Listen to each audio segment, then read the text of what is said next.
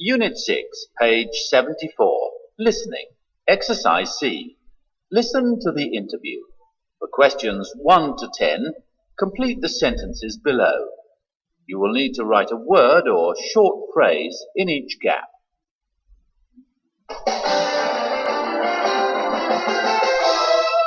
Hello and welcome to World of Health. Now today we're going to be talking about vegetarianism. What makes someone decide to completely change their diet and give up eating meat? Here with me to discuss this question is 16-year-old Susie Keane from Sussex, who is herself a vegetarian.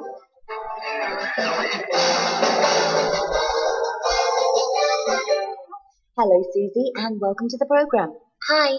Now Susie, you've been a vegetarian for about 2 years now, am I right? Yes, I actually made the decision to stop eating meat on my 14th birthday, and I'm 16 now. And was it a difficult decision? Not really, no. I mean, the decision itself wasn't difficult, but in practice it turned out to be harder than I thought. Why was that?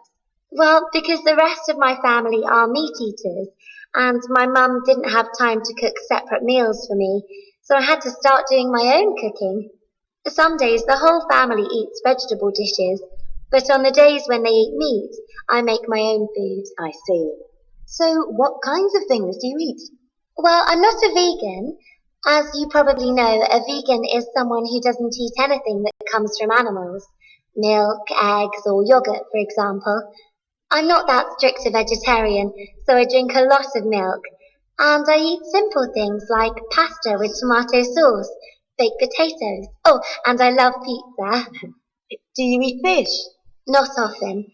Occasionally I eat tuna, but I feel a bit guilty about it. And how do you make sure you get all the vitamins you need? Well, vegetables have just as many vitamins as meat, you know. Seriously though, a healthy diet doesn't have to include meat. I get protein from things like nuts and cheese. I eat a lot of fresh fruit too. Which brings me to my next question. Why did you become a vegetarian? It's a big decision for a 14-year-old. Well, it was something I had thought about for years. I must have been about 7 years old when I realised that the food on my dinner plate had actually once been a living creature. It was a terrible shock. How come you suddenly realised? Well, every summer we used to go and stay on a farm which belonged to my aunt and uncle. They let me feed the chickens every morning, and I had a favourite one that I named Henrietta. Anyway, to cut a long story short, one morning I went to feed the chickens as usual, and Henrietta had gone. Oh no, I think I know what you're going to say next. Yes, no one said anything to me, and at first I thought she must have escaped. But when we had chicken for dinner later that day, I realised what had happened to her. I cried for days. To me, it was as if they had murdered a person.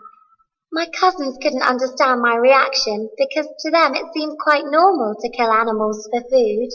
And you never really got used to the idea of eating meat after that? No, I did get used to it, I suppose. I just tried not to think about it. But then a couple of years ago, I watched a documentary on TV about the meat industry in the United States. It showed the unhygienic conditions in which the animals were kept.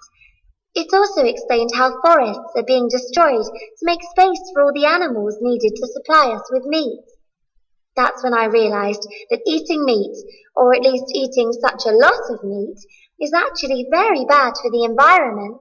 I take your point.